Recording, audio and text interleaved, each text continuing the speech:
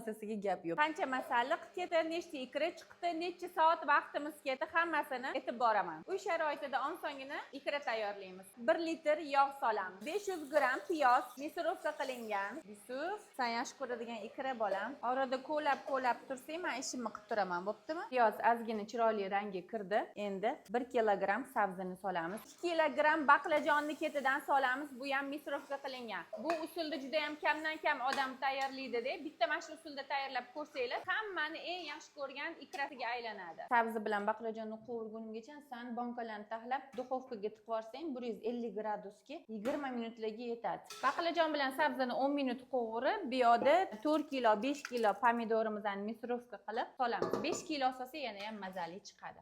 Ketma-ketlikda bolgarilarni sovoramiz. Bolgarimiz 1 kilo qizil, 1 kilogram yashil. 300 gram chesnok soldim. Uyda o'tirgan ayollar uchun 5 kilo, 4 kilo ko'chadan shunday mahsulot olib kelib bitta qaynatib qo'ysa, 10 ta bankasi tayyor bo'ladi. Ish qilgan joyini tozalab ketsa, birpasda ish qilmagandek bo'lib turadi. Mana qaynab chiqdi. Mana shu me'yorda qaynatinglar. Baland ham bo'lib ketmasin, past ham bo'lib ketmasin. Orada ko'lab turamiz. Tapga ko'ra tuz solamiz. Suvni tortib, ustiga yog'lari chiqqungacha 1 soatcha qaynaydi-da. Qaynashi bo'yicha qaynayveradi. 3 ta bog' ukropni mayda qilib to'g'rimizda solib, yarim soatdan keyin ukropni soldik. Lekin hidi, mazasi voy, vashshe zo'r chiqadi. Yarim dori solsa bo'ladi. Lekin meni bolalarim achchiq yaxshi ko'rishmaydi. Kichkinalarim bor-ku.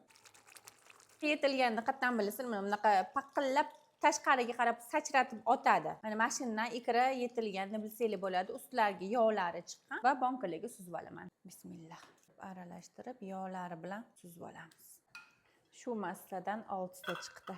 Krishkalar qaynab turibdi. Qaynagan krishkalarni ustiga yopamiz. Ne bu go'zallik.